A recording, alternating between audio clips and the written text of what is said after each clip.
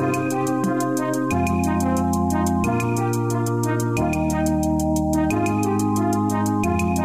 David Pakman Show at davidpakman.com.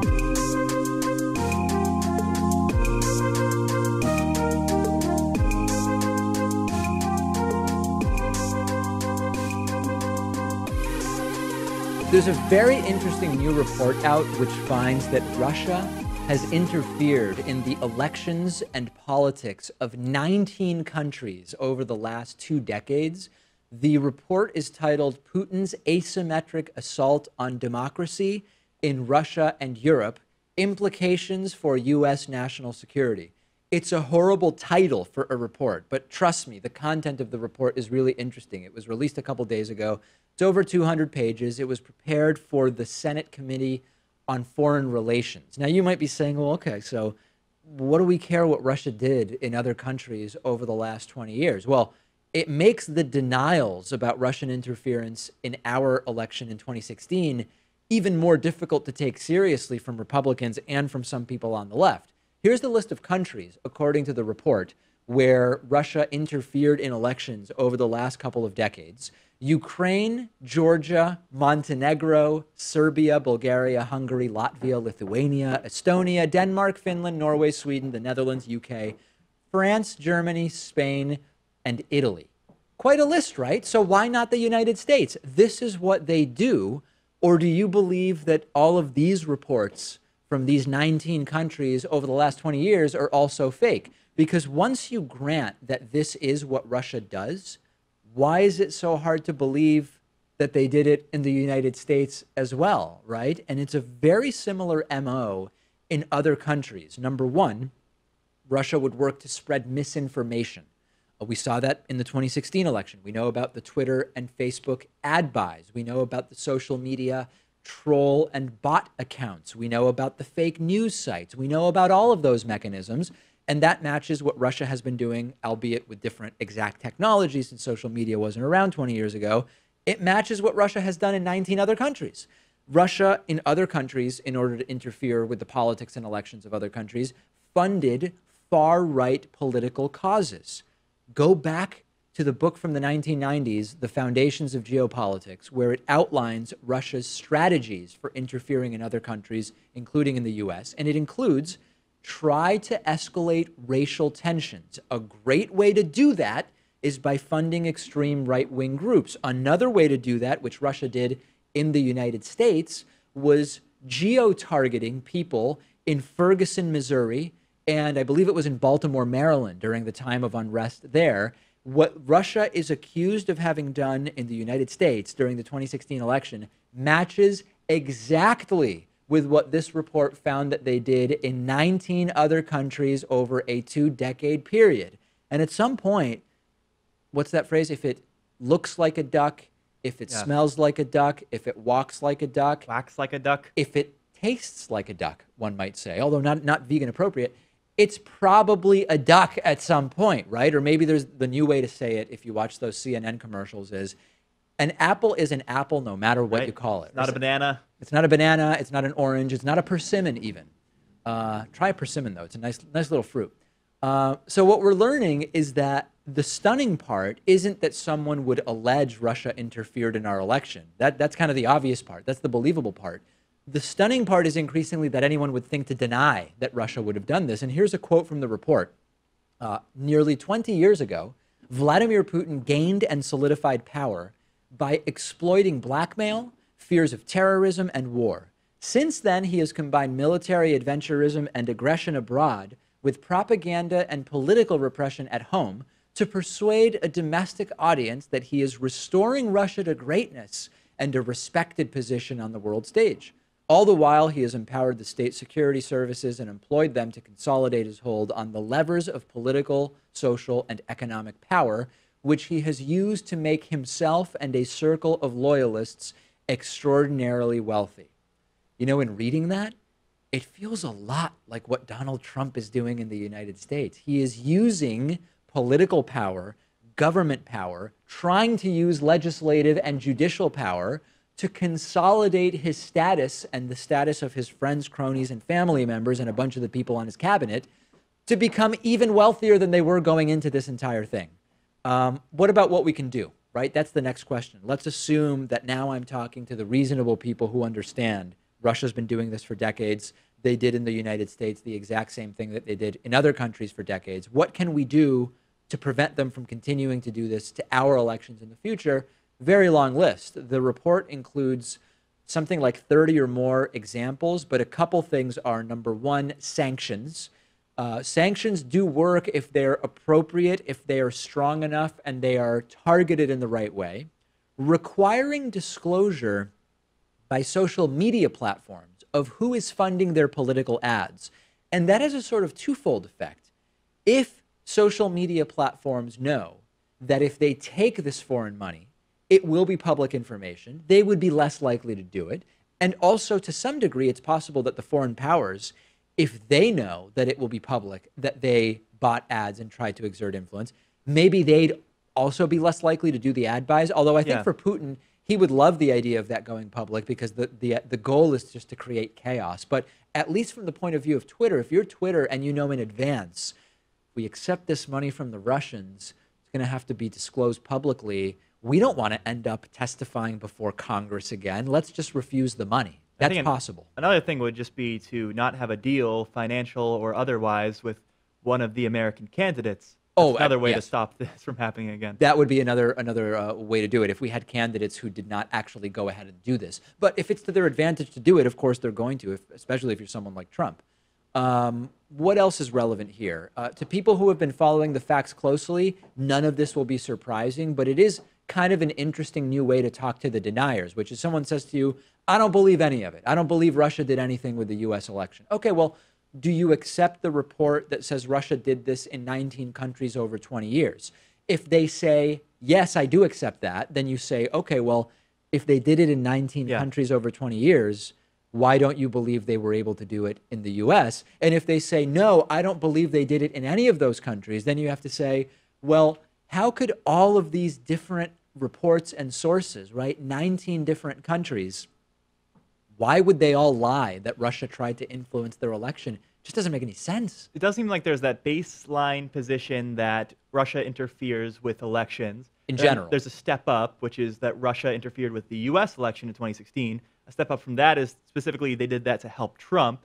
And then maybe the other one is collusion angle, right? Well, then there's also another one, which is, yes, they interfered to help Trump and they swung the election. Yeah. And you can deny, you can not believe, although I've seen a mathematical case made that actually Russian interference could have swayed the election because the margins were so thin in some key states. But put that aside, you can believe that Russia didn't succeed at swinging the results of the election. That doesn't exculpate them of everything that they did. They might just not have done enough of it to swing the election. That's not really a defense in my mind. And you have to draw the line somewhere, and where you draw that line depends on the evidence that people have put forward, right? Yes. And you have to weigh that and think critically about it. So just remember this report now when you hear people haphazardly and sort of in a blanket way say, there was no way that Russia did this. There's no reason to believe Russia did this. Well, Russia did the exact same thing they have a decades-long track record of doing. Send me your thoughts. I'm on Twitter at @dpacman. The show is on Twitter at David Pakman Show. It's the Friday show. The David Pakman Show at davidpakman.com.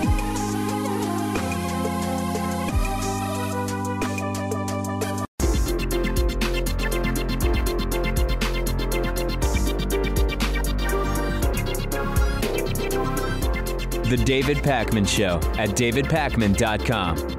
Today's new member of the day is Christian Hayes. Christian, thanks for signing up. Membership and Patreon are our top funding sources for the program. You can sign up at davidpakman.com/membership. You can become a patron at patreon.com/David Pakman Show. It's all very, very exciting. Trust me, I've been reading about it on the internet for years at this point. Let's go to the phones. 617-830-4750. Our first caller is going to be from the 778 area code. And callers, you'll be able to hear all the callers, so please pay attention to if I say your area code, because you won't be able to tell that I've put you on, because you'll be able to hear the entire segment. It's the new thing that we're doing. This is the new thing, but you got to pay close attention. So 778, do you know who that is, and are you with us? Hi, David. Yeah, this is me. Just wanted to commend you on the interview you did with Colin Moriarty, and I was wondering what your thoughts on him were. Maybe anything changed before and after, or anything like that?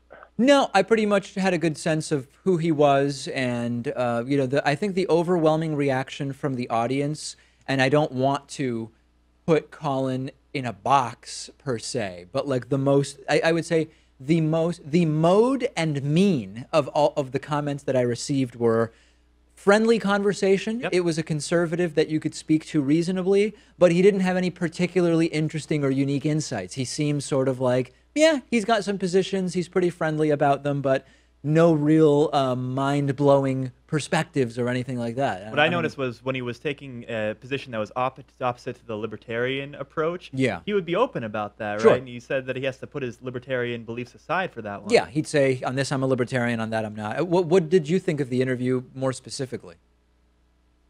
Oh, well, I appreciated that it was really civil. Yeah. The only reason why I guess, followed him really was before I even got into American politics. I'm not an American, by the way. Was watching Bill Maher Real Time with Bill Maher, and whenever he talked about conservatives, Republicans, it was always, oh, they're super religious, they're super closed-minded. And I found this guy on the internet who had a series called The Conversation with Colin, and he was really pretty reasonable. He was willing to, talk to liberals and maybe meet somewhere in the middle. So I was like, oh, that's not the picture that I always had in my head. Yeah. All right. Well, yeah. Very good. Appreciate it. Enjoyed talking to Colin, and maybe we'll have him back someday. Yeah. Just one last question. Do you know who Roaming Millennial is? No, no idea. Okay. Well, she's another upcoming YouTuber, conservative, and she just did a video on why she doesn't really think the UN is very efficient, and why she's not a fan. Yeah. I was just wondering if you. Yeah. All right. Well. All right. Sounds like an exciting day. topic. Yeah, I'll I'll look into that. Thanks for the call. Very much appreciate it. Okay. Let's take our next call at 617-830-4750. The next caller is our caller from the 507 area code. Caller from 507. Can you hear me? Who's this? Yeah, I can hear you, David. Great. Who's this? This is Craig. So recently I saw that the first GOP member in Congress is in favor of the Congressional Review Act. So how do you think what are the chances now on it succeeding or being something that it would... Hey, Craig, are you watching TV while you're talking? There's something going on in the background. It's making it a little hard for me to hear you. You're saying I'm sorry. There's a Republican who's supporting the Congressional Review Act on net neutrality. There's just a lot of people around. All right. Craig, can you hear me okay, Craig? Yeah. Yeah, I can hear you. Can you hear me? I can hear you. So the question was that there's a Republican who's supportive of the Congressional Review Act vote on reinstating net neutrality. Is that what you were saying? Yeah, and I was wondering how you think the success of that would be now with... I still think the success GOP rate will be zero. I think that even if it's not even every Democrat says they're going to vote for it, and even if they did, they still need a couple Republicans, and even if they do that, the House is not going to pass it, and even if they did, the president's going to veto it, right? I mean, am I missing something, Pat? Did you say this was a senator or a congressperson? Yeah, did you say senator or That's congressperson? pretty important. I'm not certain. I would need to look more into it. Okay, because the vote is in the Senate. All right, it's the connection is there's something unusual about the connection. Let's put it that way. But we'd have to look into it and learn more about that. Okay, 617-830-4750 is the number. Our caller from 917 is the next caller. 917, what's your name? What's on your mind today? Hi, this is Henry. I was just wondering what your thoughts are personally and also editorially in terms of what you're going to cover when a story regards personal emails, because I know for like the WikiLeaks and for WikiLeaks hacks of the DNC emails, people were fine reading those personal emails, but in terms of for like the celebrity like nude pictures, personal leaks, people refused to read those, and for the Sony hack, people had issue with that also. Yeah, there's a bit of a double standard, right? Because on the one hand, you can say, well, listen, what matters is whether the people involved sending or receiving the emails, if they didn't intend the emails to become public, then we should respect the privacy. But that applies both to elected officials and to celebrities. So in that sense, it seems that there would be a bit of a double standard. There's a subsequent layer on which you could analyze it, which is, well, okay, even if all of these are emails that were supposed to be private, if you are an elected official and you're supposed to be keeping records in accordance with this, that, or other law, that is different than if you're just a random celebrity whose nude pics got stolen or whatever the case may be, that there's some difference. But I think you're right that there is some degree of hypocrisy there. I mean, I think bigger picture, here's my assessment of it, right? It's fine to say, let's talk about how we got this information, but let's also, if the information is newsworthy, explore what the implications are. And that, for me, is how you really draw the line between the celebrity leaked emails or photos and the political stuff, which is, yes, both the politicians and the celebrities didn't want the stuff to be leaked. And it's okay to mention that. There's no newsworthy angle to the leaked celebrity emails, for example. The implications to the world of these leaked political emails is significant, and we can still discuss that. So I think that's really the difference for me. Right, but do you think there's also a difference when now there's the other angle of the government and the NSA reading personal emails, right? And people say, well, regardless of whether or not someone's personal email who the NSA is looking into is relevant, the principle of looking into someone's personal email is wrong. Oh, sure. And I think that's a bit of a different discussion, and that comes down to the legality and effectiveness of surveillance and what we want to accept as a society. I mean, I think that it's perfectly fine to bring that up, but I think it's a bit of a different question than the initial one. Right. Okay. All right. Thanks very much. Appreciate the call. Yeah, celebrity emails. I don't know that I've ever found anything newsworthy in leaked celebrity emails. Not that I've spent that much time looking at leaked celebrity emails anyway, right? Our number is 617-830-4750. Our next caller is from the 208 area code. Caller from 208, tell us who this is and what's on your mind. Mr. David Pakman? Yes, you're on the air. Yes, I'm on. All right, this is Adam Chapman, and let me preface by saying that I really enjoy your show. I love it. I love what you do. Thank you. I'm a huge fan. Thank you. And the reason I give you that preface is because I feel that I might concern you here with a moral dilemma. Okay. I watch your show. Yeah. I also watch Ben Shapiro on his show. Okay. I have noticed that you share similar sponsors. Yes, okay. So you hearing that, does that give you like a moral dilemma because you're supporting these sponsors who also support financially Ben Shapiro and some of his views? Yeah, so here's what's going on. Everybody's using the same ad agency. Everybody's using an ad agency called Midroll, and they are not political. They'll work with anybody who has an audience and has sort of like FCC safe, generally like work safe content. So there's, Sam Cedar in the Majority Report has a lot of the same advertisers, and it's kind of like the big podcast ad agency right now. So yeah, I mean, Ben and I share some advertisers, and then we don't share others that come through Midroll. But there's really no dilemma that I can think of. Okay, good. Thank goodness, because I know that the struggle is real on that end. Right. Okay, well, glad I was able to clear that up for you. I appreciate the call. Thank you, David. No problem at all. Okay, 617-830-4750. We have dozens of people holding. Wow, it is a big day on the phones. Dozens of people holding. But next, someone who is no longer holding is our caller from the 513 area code. 513, tell us who you are and tell us what's on your mind today. Hey, David. This is Elisa Medwa Okafor, and I'm calling from Cincinnati, Ohio. All right. As you may know, the Ohio voter purge situation went to the Supreme Court today.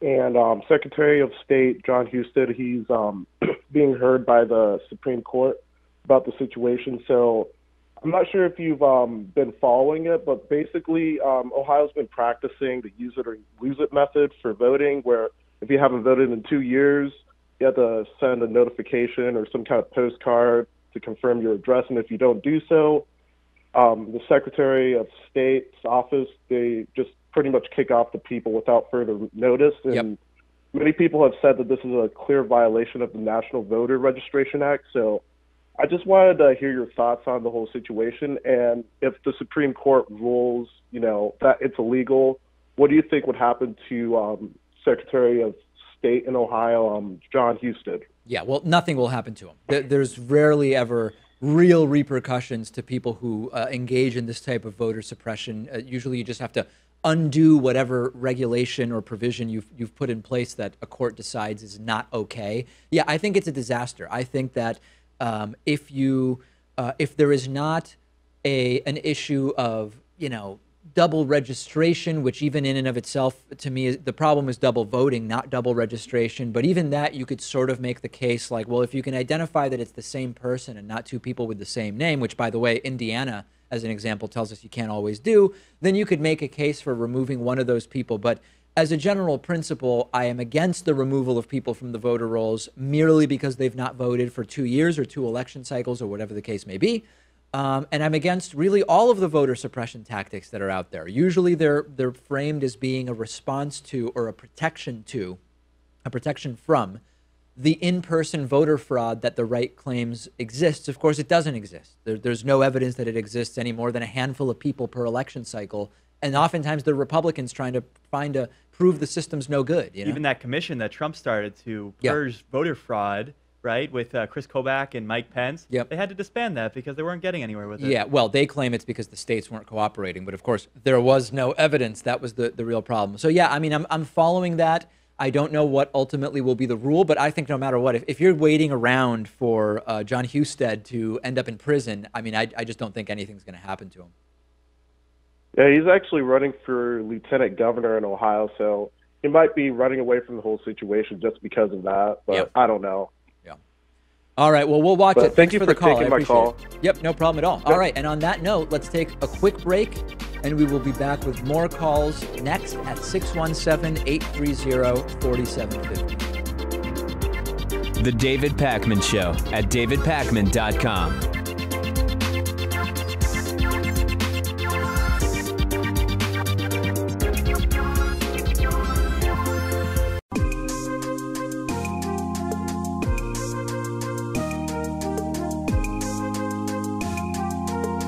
Welcome back to the David Pakman Show. Welcome back. Let's go back to the phones. We'll go to our next caller from let's go to the 619 area code. Let's start there. 619, who maybe is doing dishes or something like that. Hope you can hear me. Who's this? Hey, this is Doug. First-time caller. I'm a Trump supporter. And I just want to say that I fear Oprah. I fear Oprah. She's the one person that could beat Trump.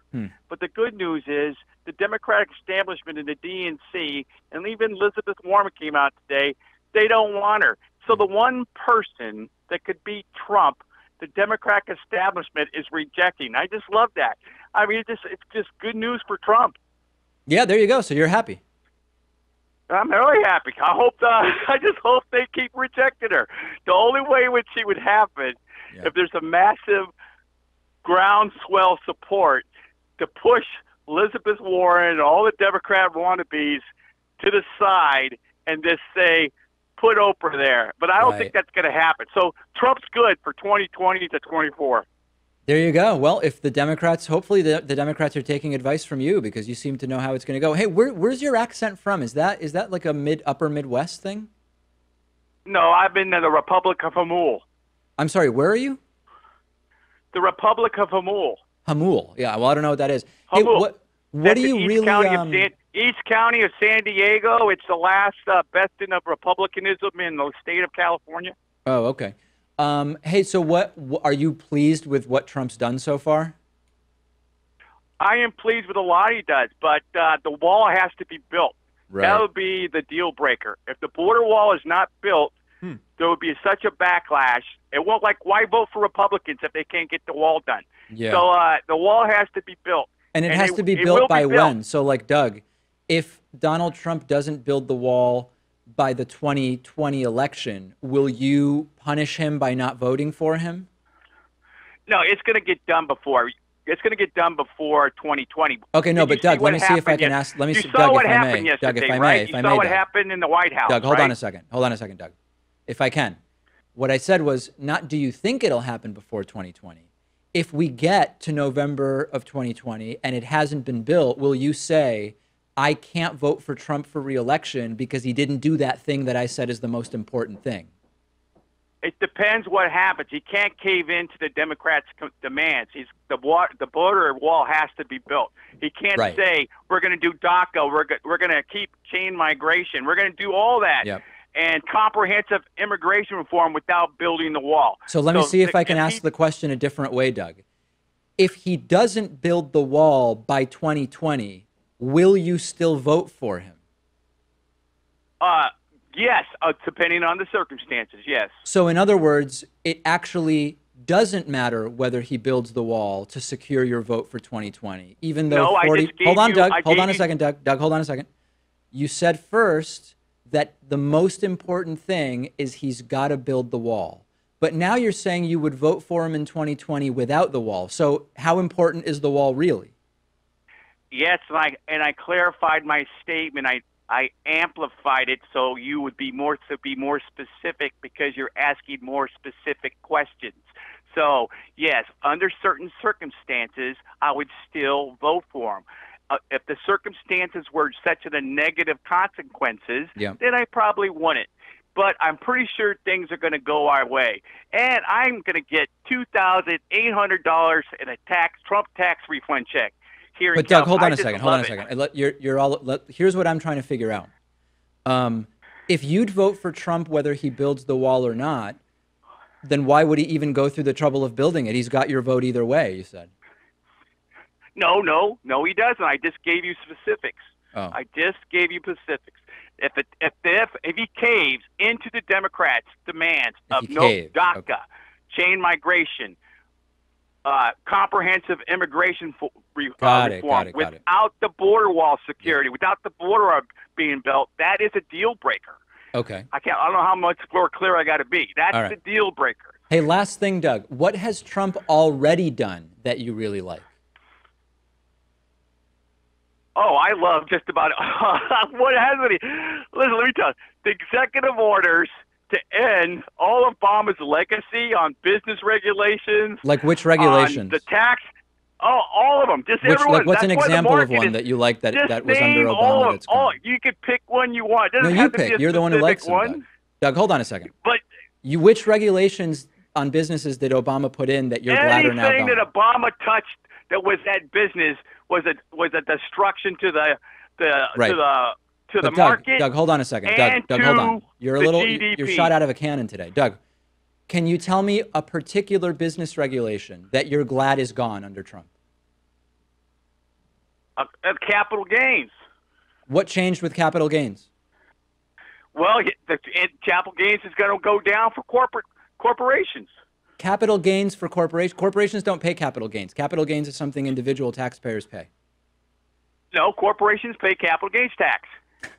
All right, Doug, thanks for the call. Really appreciate it.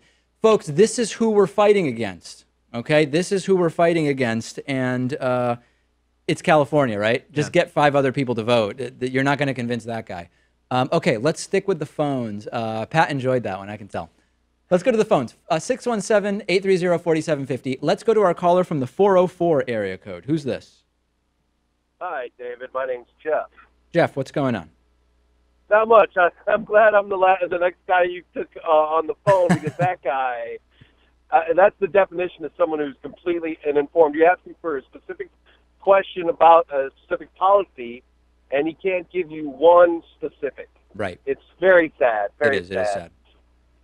But I want to thank you for taking my call. I love your show. Thank you. I'm a recent viewer. I found you through YouTube, and I'm glad you take calls. But I'm one of those leftists who is not really believing the Trump-Russia election collusion story. Okay. I find it to be a red herring to avoid talking about really the real neoliberal problems of the Democrats. They're constantly... Go ahead, I'm sorry. So which aspect of it don't you believe? Well, I do believe Trump has ties with Russia as far as money laundering goes. Okay. He's been dealing with Russian banks forever. But as far as election interference and collusion to interfere, I just don't see that as something that, I mean, Israel does more to infect our elections than Russia has. Okay, but hold on. Let's take it piece by piece if we can, Jeff, so just so we can figure out exactly how you've sort of put together this belief. You're saying you don't believe that there were Russian attempts to interfere, and that you believe that that's actually something that's being used to cover up the fact that there's neoliberals in the Democratic Party. Intelligence agencies, mostly run by Republicans or historically Republicans, came up with the assessment that Russia did interfere. So what does that have to do with Democrats and neoliberals? Do you just not trust the intelligence agencies? Well, to begin with, the initial assessment by the three agencies was they had moderate to high confidence that Russia may have. That's not evident. And ever since that moment, people have trumped out things like, for example, the CNN bust in September about a couple weeks ago about the email. There was a huge hoopla about it. The three CNN, this guy, I'm sorry. Okay, but hold on, Doug. Jeff, I'm sorry. Doug was the last guy. I'm still having PTSD from him. So, Jeff, let me just, before we get off onto CNN emails, so you're saying that first you said you think that the Russia stuff is something that Democrats are using to distract from the fact that they are neoliberals. But now you're saying it's actually the intelligence agencies that you don't think are really trustworthy. So what does that have to do with the Democrats? Well, I think that as far as mainstream Democrats, they are refusing to acknowledge the fact that it wasn't Russia interference in the election lost the vote for them. Hello. Oh, boy, Jeff, you're breaking up. We were really getting into the meat of it there, but now Jeff's gone. I was going to next get to, well, what would change your mind, right? Because he seems to giving different reasons why he doesn't believe it that aren't necessarily all connected. But I like Jeff. Jeff's a great guy, absolutely great guy.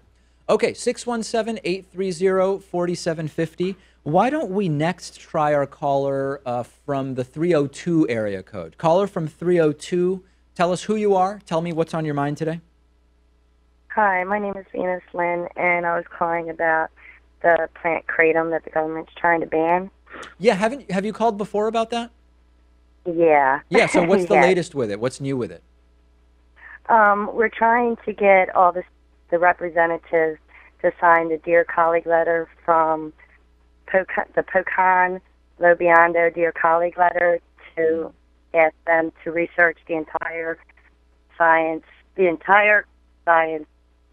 kratom body of science. I'm sorry. Right. So that it would keep it legal. They're trying to say that the deaths that they had kratom in their system, they were actually caught. They had a lot of other things in their system. Right. And they're trying to say it was caused by kratom. I'm for the legalization of kratom, but just to not rehash our last phone call, I'm genuinely curious.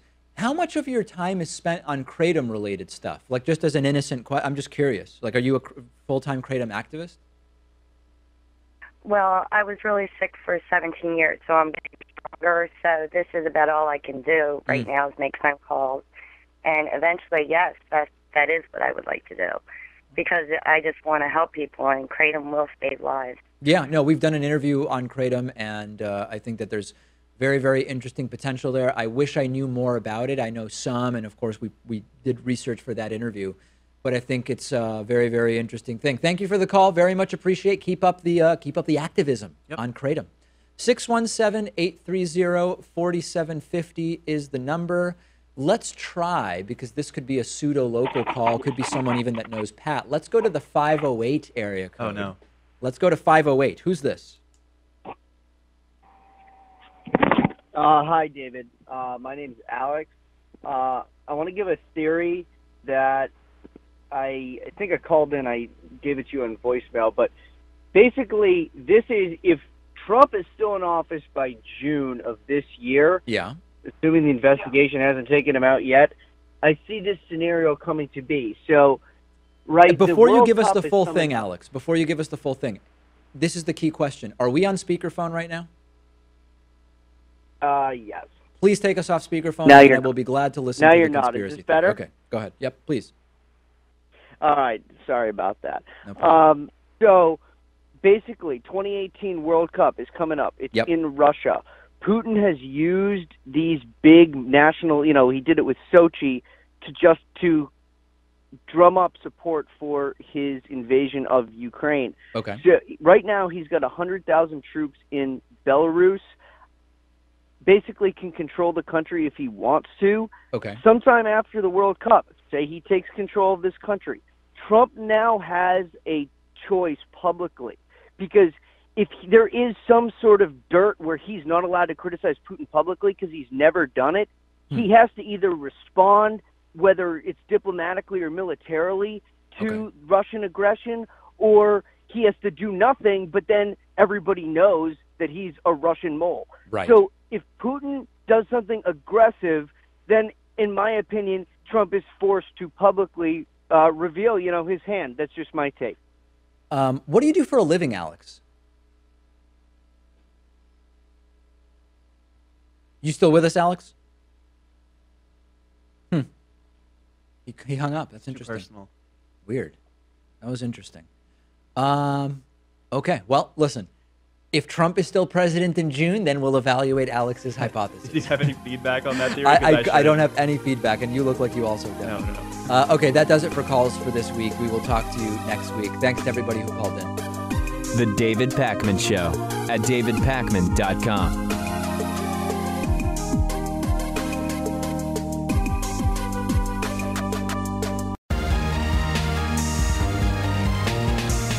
The David Pakman Show at davidpakman.com. Let's get to audience questions for the week. First one came in from Amin, who says, hey, David, in light of the recent Trump Republican tax plan, which you've rightly slammed, how would you design a tax plan? With the caveat that otherwise society remains similarly organized, right? Like we still have for-profit healthcare, we still have the educational system that we have, we still have the stock market. So it's a specific question about the tax plan that I would put together. A couple different ideas that I have. Number one, I think we need more tax brackets. I think that actually the idea of reducing the number of tax brackets isn't a good one. And I think that with more tax brackets, we could more precisely define differences between levels of wealth. Having the top tax bracket top out at $400,000 or even $1 million, there are people who are really, really, really wealthy. And we could have higher marginal tax rates for even higher percentages of people's income. And I think that that would also allow for doing away with some of the other loopholes that exist. So I think more tax brackets and higher marginal tax rates on the highest of those tax brackets. I would also make all medical expenses deductible, okay? Right now, before the Trump tax plan, you could deduct medical expenses beyond 10% of your income. Under the Trump tax plan, and this is one of the few things within the Trump tax plan that I agree with, you will be able to deduct medical expenses beyond 7.5% of your income.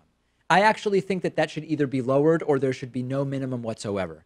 And that is part of the assuming everything else is the same. If we have a for-profit tax system that is mostly employer connected the way that we have, if your employer isn't providing or subsidizing a tax plan that is good enough that you end up spending a lot of money, be that 10, 7.5, or 5% of your income on additional co-pays and expenses, then you should be able to deduct that entire thing. And what that would actually do is it would re-burden, it would shift the burden of improving cost when it comes to healthcare back to the government, because they actually are losing out on revenue as a result of high medical expenses. So I would either reduce or remove that limit, that threshold for deductibility of medical expenses. What about elective procedures, though? Would that apply as well? Maybe Elective it depends. procedures. I don't know. Like a knee maybe replacement? not.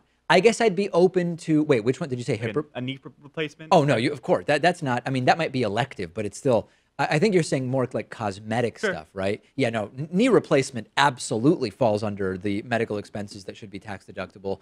Plastic surgery, I don't know. I guess I've not thought about it in that much detail. Okay, so this is like provided that everything else is the same. So that assumes that we don't have a universal basic income. Exactly. In that case, would you be in support of like a reverse income tax where if you make, say, less than $20,000 per year, the government is actually paying you? It's kind of like a subsidy in that I've talked sense. about that. Yeah, I'm an advocate of universal basic income, and I also think that a negative income tax in certain situations is a good idea. And when I talk about more tax brackets, some of those tax brackets could be negative. Some of those lower and that's another advantage of having more tax brackets, that you could actually set some of the lowest tax brackets to negative rates, and it would provide a sort of universal basic income. I think we absolutely need to be looking at the taxing of capital gains and passive income closer to earned income tax brackets. And that is a huge boon. And I benefit from this also as a result of owning the David Pakman Show and receiving income through distributions from a business. That is a huge boon disproportionately for the owners of gigantic businesses and the very wealthy who don't really work for a living. So I think that that's something that we need to explore as well. And then I also think that we need to maybe restructure corporate income tax, because by and large, the corporate income tax rate is a ruse that is used as a distraction.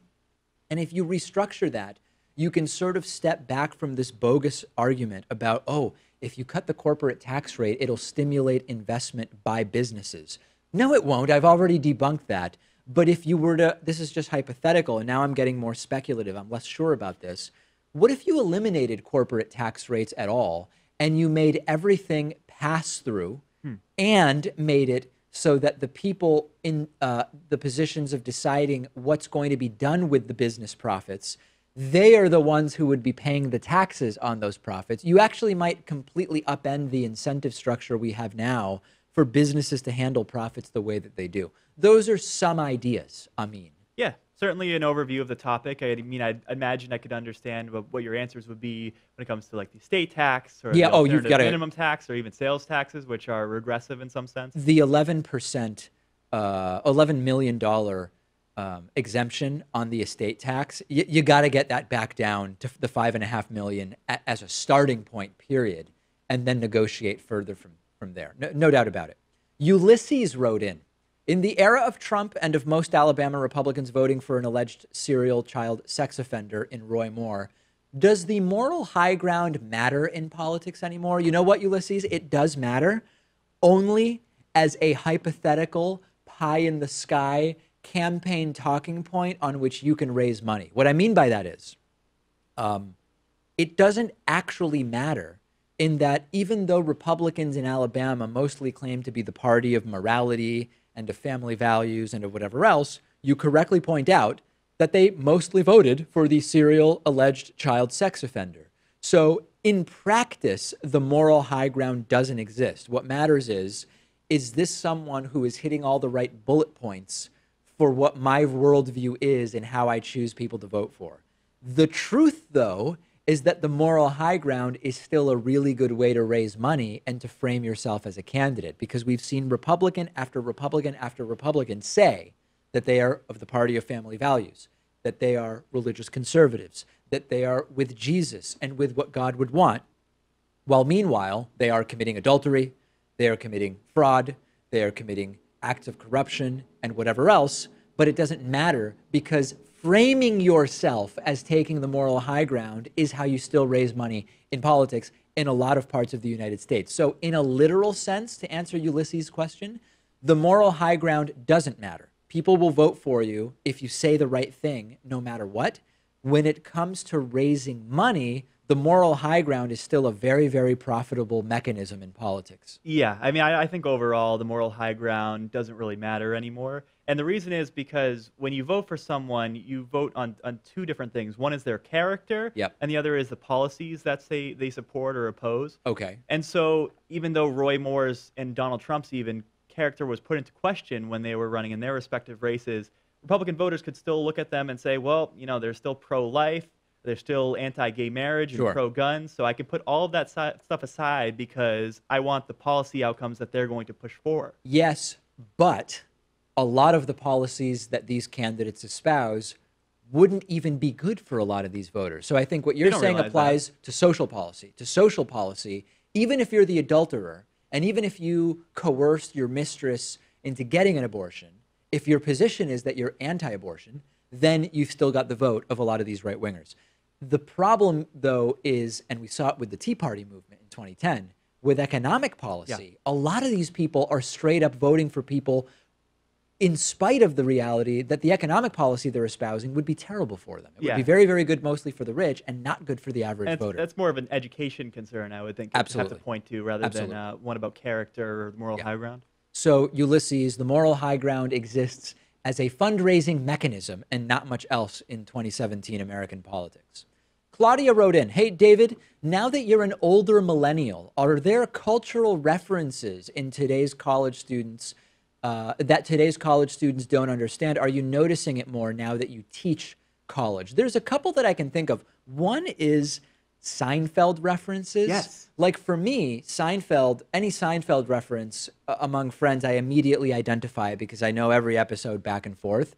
There's a new generation now that might be familiar with Seinfeld because they've gotten the DVDs or they've figured out that it's an interesting thing to watch. It's on Hulu now. Oh, it is on Hulu. I didn't know that. But by and large, the generations that understand Seinfeld references are older now than the kids that are in college. I'm actually going through every single episode of Seinfeld right now. And there are two reasons for that. One is because I like the show and it's funny. But the other reason is so that I can just understand the references that you make on the show. When you look at me, I have to be able to be like, oh, yeah, I pick up that reference you're putting down. Pat is going to be better able to pretend to understand the Seinfeld references as soon as he's done with those 180 episodes. Where are you? What season are you on? Season 5. Okay, so aren't there 7 total? Or maybe 9? And I didn't realize that they don't stand alone entirely. Like one episode goes into the next and they will bring up like prior references from things that happened in past episodes. That's true. Absolutely true. The concept of, this is not so much college students, but I was talking to a bunch of teenagers the other day who are roughly my sister's age. And they mentioned seeing this thing that was flat and you could put headphones and a CD into it. And I said, yeah, that's called a Discman. That's how people listen to music when I was your age. And even knowledge of portable CD players is starting to recede, probably not in college students, but in high school students at this point, which is shocking to me. Because I remember when we still had, I'm sounding like the old guy yelling, get off my lawn. I remember when we still had cassette tapes and you had a Sony Walkman, never mind the Sony Discman. Yeah. I think actually a startling percentage of millennials think that $2 bills are fake. Oh, yeah, that's true. Another I actually read about that, yeah. The internet dial-up noise that used to happen when you dialed into AOL and your modem made a series of screeches, that might even be beyond your time. That's beyond my time, yeah. So do you, as far as you remember, have you always had like high-speed internet? Well, it was very, very slow. Yeah. Like I remember my mom would load a website and then she'd make coffee in the meantime. By the time she was done making coffee, she would sit back down at the computer and the site would be loaded. That sounds like dial-up, but maybe you just weren't around when the connection was I think I'd remember that screechy noise. Yeah. Because I do understand that reference. Yeah, I think more and more college students don't know what's going on. But you know what? When I taught at Boston College this past semester, I really didn't feel that out of touch with the students. I really didn't. I felt like I was in touch with what was going on. So yeah, I guess. Yeah, as you should. I mean, you're not that much older than them. Exactly. That's what I was telling myself. That's exactly right. Okay. Oh, and here's another one. Microfiche. Do you even know what that is, Pat? I don't know what that is. Microfiches, you would go to the library and you would want an old record of a newspaper and you would get these, it's almost like a film, like a camera negative, but it has like an entire page of a newspaper on it or multiple pages. And you would put it under a projector and magnifying glass type device and move it around. And it would zoom in and you would look through a lens, almost like a microscope, and you could read old newspapers or magazines that had been shrunk down significantly for space reasons. Wow, that's cool. And it shines a light through it. It's such antiquated technology, really. And that started to be on its way out when I was in elementary school. Yeah, so this was for back when the news was on print, right? I mean, now you can just go online, watch TV. That's exactly right. The internet has it. They've widened the internet tube. Now you don't need a microfiche. All right, I hope I've not aged myself embarrassingly, but I'll try to undo the damage on today's bonus show.